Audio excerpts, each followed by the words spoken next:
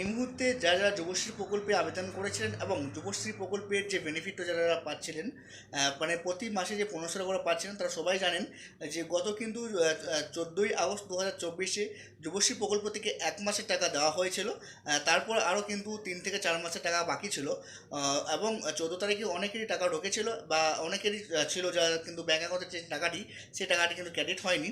তো আজকে আপনার 16ই আগস্ট 2024 আজকে কিন্তু নতুন করে আবার 1 মাসের টাকা দিয়েছে। আজকে আরও 1500 টাকা কিন্তু যুবশ্রী প্রকল্প থেকে রিলিজ করা হয়েছে, এবং যারা যারা বেনিফিশিয়ারি আছেন, যারা যারা এর আগে টাকা পেয়েছিলেন, তাদের সবারই ব্যাঙ্ক অ্যাকাউন্টে কিন্তু যে টাকাটি, সেই টাকাটি ক্রেডিট হয়ে গেছে। তো এই নিয়ে কিন্তু এই মাসে দুবার টাকা দেওয়া হয়ে গেল।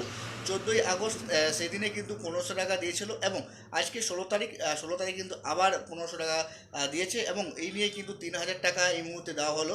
তো আপনাদের ব্যাঙ্ক অ্যাকাউন্টে যে টাকাটি, সে টাকাটি ক্রেডিট হয়েছে কিনা একবার চেক করে নেবেন, এবং দেখে নেবেন যে যে আজকে যে টাকাটি ছেড়েছে, সে টাকাটি আপনাদের ব্যাঙ্ক অ্যাকাউন্টে ক্রেডিট হয়েছে কিনা।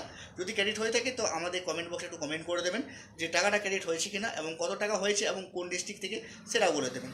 আর যাদের যাদের টাকা এখনও ক্রেডিট হয়নি, কেন হয়নি বা কবে হবে, তার ব্যাপারে নেক্সট ভিডিওতে আমি জানিয়ে দেবো। তার জন্য ভিডিও তৈরি করা আছে, সেই ভিডিও খুবই তাড়াতাড়ি কিন্তু আমি পাবলিশ করব। সেখান থেকে আপনারা জানতে পারবেন যে যাদের যাদের এখন টাকাটা ক্রেডিট হয়নি, তাদের টাকাটা কেন ক্রেডিট হয়নি এবং টাকাটা কবে হবে না হবে। তো সেই আপডেটটাও কিন্তু নেক্সট ভিডিওতে আপনারা পেয়ে যাবেন।